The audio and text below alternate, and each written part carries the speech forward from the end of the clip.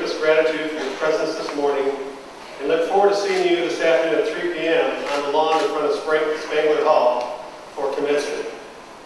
To the class of 2011, we take pride in your accomplishments, and we are grateful to you for your many contributions that have enriched this campus community. 5 years ago, Lambuth started a new tradition to celebrate commencement. Each year, Bibles are presented to the graduating seniors during their rehearsal. That was yesterday. The Bibles are inscribed with Lambuth University on the cover and contain a bookplate on the inside cover with the names of the churches that contributed to the acquisition of those Bibles. I consider that our present sufferings are not worth comparing with the glory that will be revealed in us. For the creation waits in eager expectation for the children of God to be revealed. For the creation was subjected to frustration, not by its own choice, but by the will of the one who subjected it, in hope that the creation itself will be liberated from its bondage to decay and brought into the freedom and glory of the children of God. We know that the whole creation has been groaning as in the pains of childbirth right up to the present time. Not only so, but we ourselves, who have the first fruits of the Spirit, groan inwardly as we wait eagerly for our adoption to sonship, the redemption of our bodies. For in this hope we were saved. But hope that is seen is no hope at all. Who hopes for what they already have? But if we hope for what we do not yet have, we wait for it patiently. The word of God for the people of God. I am immensely honored and humbled to be with you this day. Last year, the then senior pastor at First United Methodist Church, Ted Leach, was to be the preacher. But instead it rained more than it's rained since the days of Noah. This year it was announced that I was to be the preacher, and I believe immediately tornado sirens started going off, and they haven't gone off, or they've only barely ceased in the last day or so. So clearly we know how God feels about First United Methodist Church and the preachers there. So if we are here next year, my advice would be invite someone else from another church, see if it goes better. We do have a beautiful day to enjoy, and we give thanks for the glory of creation on this day. But certainly our thoughts and prayers are with those who have been devastated by the storms throughout the South, those who have lost lives, those who have lost possessions. And my prayer is that as a community that's been devastated, and we know what it's like to suffer as they suffer, we would be quick to show love and compassion to our neighbors who now face what we face.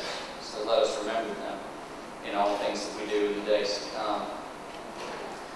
I'm a movie guy. I love movies, always have, and one of the hardest questions for me that people ask me from time to time is, what's your favorite movie? And it's, basically impossible to answer. Those of you who ask, what's your favorite child? Well, that's not quite fair. It might be the one that's up here today, but at least today. But any list that I ever make within the top 3 or 5 movies is always The Shawshank Redemption.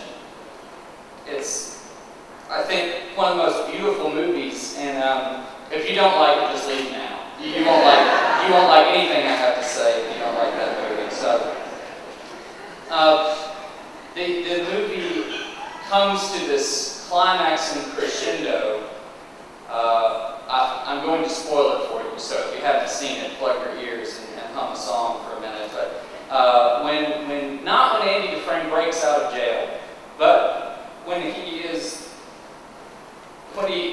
receives these songs that he's been writing about, these records that he's been bugging the state to send for the prison library, and he breaks into one of the offices and plays one of those songs over the loudspeakers, and the entire movie grinds to a halt. This movie that has been about pain and everything about a prison, the grittiest, most awful place on earth. Everything then is shed in beauty.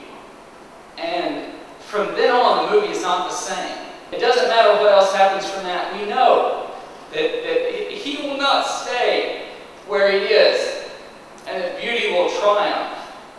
And we know that he will bring forth good. He goes and he talks to his friends after he gets out of the hole. The wardens and all the guys bust in, and they throw him in the hole for I don't know how long, 30 days or a long, long time, might have been 3 months. And he gets out of the hole, and he goes and he talks to his friends. And they say, "Did you learn your lesson?" Or "But you're not going to do that again." And he's a totally different person, and he says, "Don't you understand that there are things that they can't take away from us? There are places in the human heart that they can't touch." And he talks about hope and what that music means to him, that it's a hope that he has. And Red, Morgan Freeman, says, "You better quit thinking about that.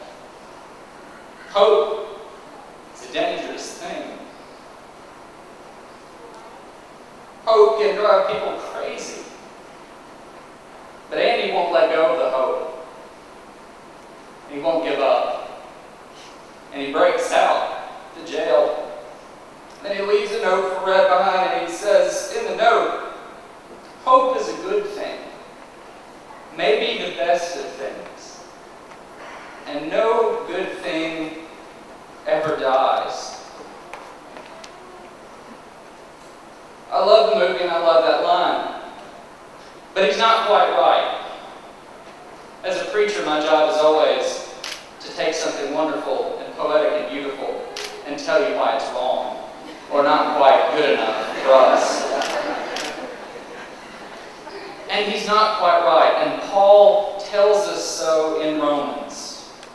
Paul says to us and makes it clear that our end is not hope, that we hope in what our end is to be, and that all creation hopes for that end. But our end is something beyond hope. And when we see it, and when we have it, and when we hold it, we won't need hope anymore, because we have received something better, what we've waited for all our lives. Paul says, "Now hope that is seen is not hope. None of you now is hoping that your preacher today will be ruggedly handsome, for you have seen." And you either agree or not so much. But hope is not involved. You see, you know, you can make the decision for yourself. Paul goes on and gets stronger in his language. "For we know that all things work together for the good of those who love God and are called according to his purpose." There he says, we know, not we hope. We hope that all these things work for the good, or we hope that good will come out. He says, we know. He is assured of it. And then later, in one of my favorite passages in all of Scripture, closes the chapter by saying, "For I am convinced that neither death, nor life, nor angels, nor rulers, nor things present, nor things to come, nor powers, nor death, nor anything else in all creation, sacks or other things that we might include in that list, will be able to separate us from the love of God in Christ Jesus." He doesn't say we hope. He says, "I am convinced." It is so. And most profoundly, he says to the Corinthians, "Now abide these three: faith, hope, and love. But the greatest of these, the only thing that will last, is love." And that is what we hope in. That is the end of our hope. That is what we live for. And Lambuth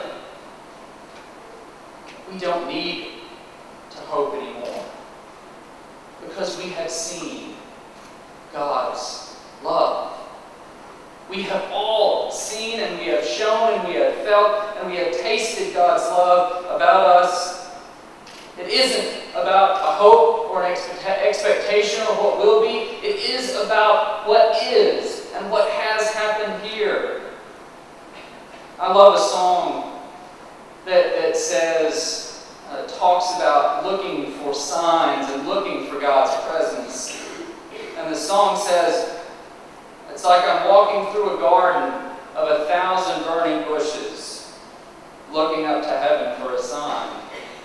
We look so often for miracles all around us, but we don't look at the people next to us. Look at the people in this chapel today, and you see the work of God. You see the miracle of God's love. The staff and the faculty here are miracles of God's love. No one has worked more diligently and more faithfully, sometimes without pay, always for too little pay.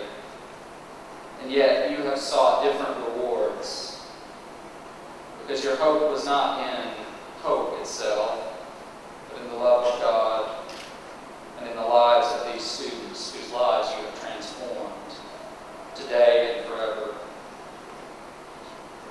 For you students, you seniors today, those of you who will graduate, this is only an end if you make it an end.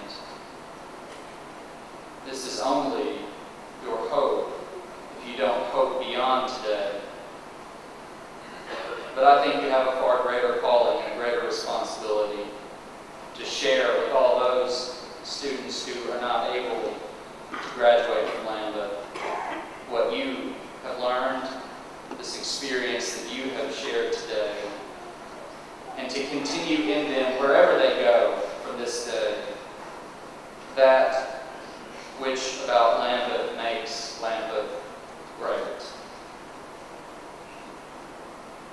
Sacrifices of love that Bill and Catherine have made, not just in living next to me, a tyrant who keeps them up at all hours with my rock parties and music,